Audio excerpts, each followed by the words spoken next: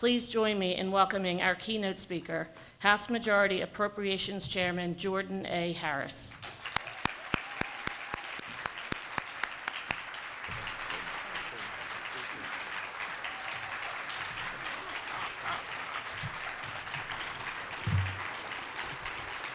Well, that's nice. Somebody take a picture of this and send it to my mama.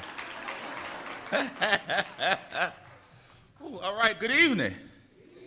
Oh, y'all can do better than that. I am a former school teacher, and I grew up in a black church, so I need a little bit better. Good evening. All right, it is such a privilege and an honor to be here with you tonight. Now, before I start, we drove all the way from Philly just so I can speak, and I got to drive all the way back to Philly tonight because I got a full day tomorrow. So please do not take it personal. When I'm done speaking, I'll walk that way and walk right back out the door and jump back in my car and go to Philly. It's only because I got to be up for 8 o'clock meetings starting tomorrow morning. All right? So don't nobody starting over me. Y'all see he just spoke and he just left? No, don't tell nobody. All right. I am so honored to be here tonight. Regina, thank you so much for that wonderful introduction. I might have to find out what your hourly rate is so I can take you on the road with me. Tonight we are here to celebrate civil rights legends and leaders in the Commonwealth of Pennsylvania. When you think about the concept of justice, it is moral, it is ethical, it is at the foundation, the pillar of what it means to be an American and be in America. The concept that you can find recourse in the court system, whether it's you being the victim of crime, whether it's you being the victim of malpractice, whether it's you being the victim of theft, it is the concept that you can find respite in our legal system. But that concept of justice doesn't work if justice is only one-sided. If justice is only rooted in the prosecutor and not those who are prosecuted. Justice is not just if those who are taken advantage of by employers or landlords aren't able to have remedy in those same courts. So tonight we honor many of you who have done the work to provide justice to what the Bible calls the least of these. To those who, if it was only about their finance, justice would not be something that they would be able to seek. To the least of those, to those mothers who can't afford a lawyer, but who need the legal system to fight for them and their children. For those fathers who could not go to court if it hadn't been for many of you. I submit to you today that it is the Lord's work. Justice. When you walk into a courtroom with your client and you provide them legal representation. It is the Lord's work. Justice. When you sit down at the table with someone who is at their wit's end and they are in despair and you provide them hope. It is the Lord's work when you see a young woman or a young man who has changed their life and they're just looking for not a hand out, but a hand back into society. So I say to you tonight on behalf of myself and my colleagues, I heard one of my other colleagues is here. I don't see her. Is she here? Is Charity here? Hey, Representative Charity Krupa is here. That's some bipartisanship for you today. Good to see you, Charity. On behalf of my colleagues, I say thank you for standing on the wall. Thank you for administering and being a part of justice. Now, I know many of you, I have a couple friends in here from, I'm biased, but one of the greatest law firms that I've known, Community Legal Services of Philadelphia. I'm biased.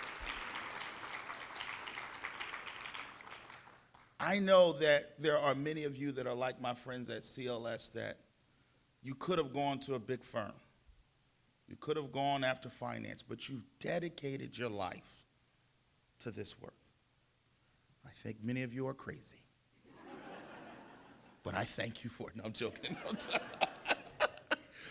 But no, seriously,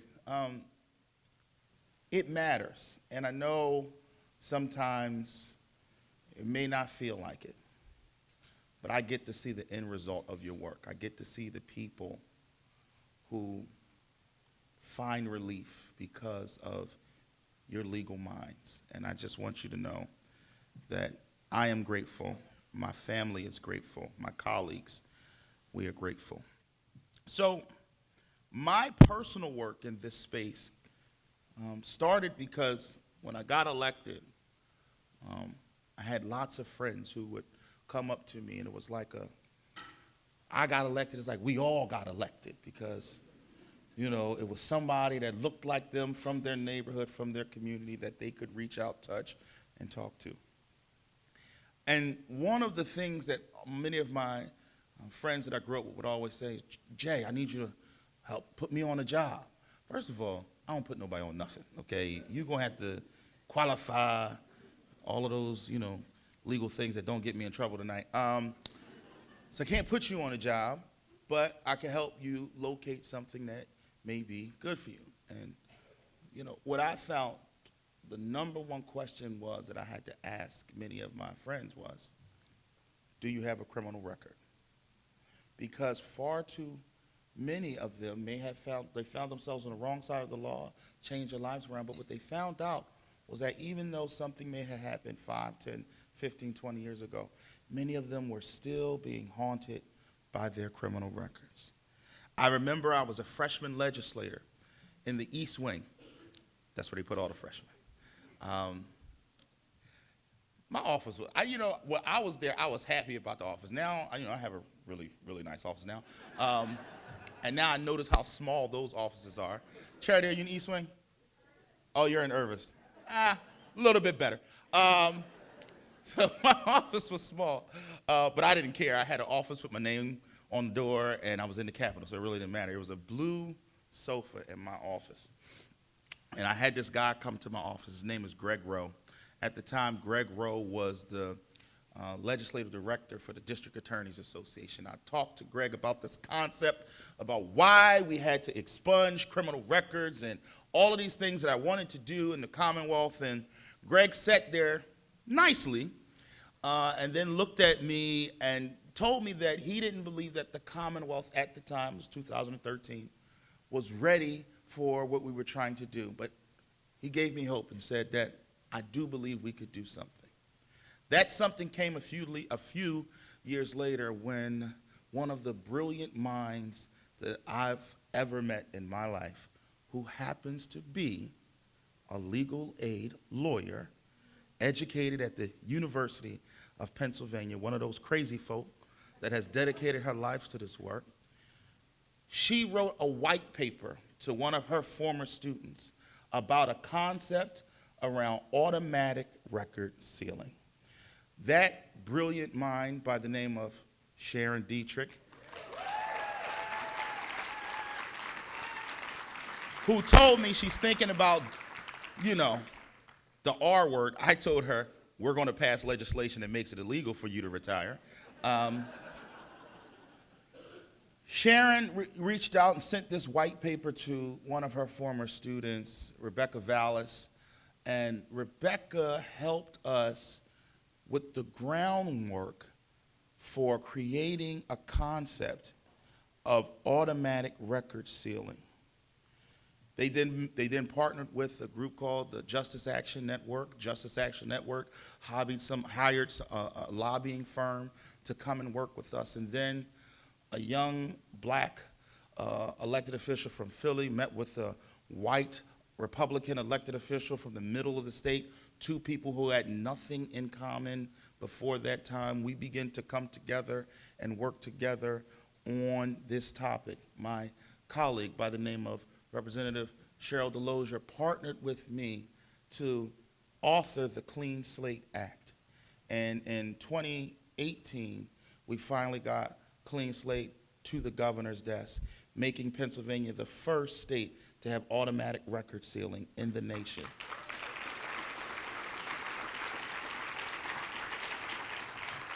It was at that time that we only did misdemeanor 2s and 3s that were of a nonviolent nature, and Cheryl looked at me and said, "Jordan, I'll never get to felonies." I said, "I'm gonna get you, Cheryl, I'm gonna get you." Fast forward, we did Clean Slate 1, Clean Slate 2, Clean Slate 3. Clean Slate 3 did include nonviolent felonies, and I got to get my bio updated because to date it's not 40 million records, it's 55 million criminal records have been sealed in the state of Pennsylvania. I tell you that not because of what we did, but I tell you that because that came from a legal aid lawyer, someone who was sitting in the office working with her clients, understanding on the ground what the issues were and what was stopping people from bettering their lives.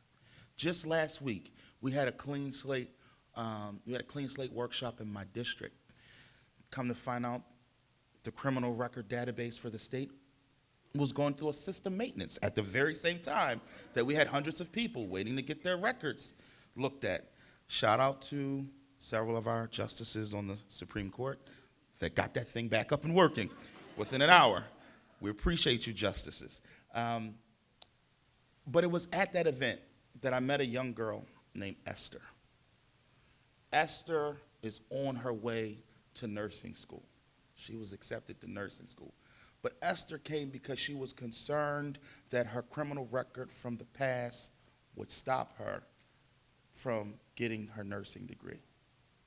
We were able to check Esther's record and find out that we couldn't find Esther's record because Clean Slate had already sealed her criminal record, and so she no longer has anything to worry about with regards to nursing school. But we didn't just stop there with community legal services. We also worked on professional licensing reform, removing the barriers that were in our professional licensing boards and commissions across this Commonwealth that were hindering people from moving on, even though they had paid their debt to society. I tell you, this work is personal. I tell you, this work is important. I tell you, this work is life-changing. So I want to encourage each and every one of you that are here today that do this work every day. When you feel a little weary, when you feel a little underappreciated, I want you to know that there's an Esther waiting for you to help her. I want you to know that there's an Esther whose life is going to be changed because of the work you do. I want you to know that there's an Esther that's depending on you to help her stay in her apartment and fight against the oppression of her landlord. I want you to know that there's an Esther that's depending on you to help her so she can help her family. This work that is done by this group, this organization, and the people in these offices is not always on the front of newspapers. It's not always revered, but it is always necessary. It is always important. So I'm glad to be here tonight to celebrate Richard, whose hard work with the Veterans Advocacy Project has transformed legal services for those who have served our country, and Sister Pelegi, whose advocacy ensures that senior people with disabilities and families could access the benefits that they need to survive and thrive. Brother Kevin, a fierce defender of renters and homeowners who face discrimination and displacement.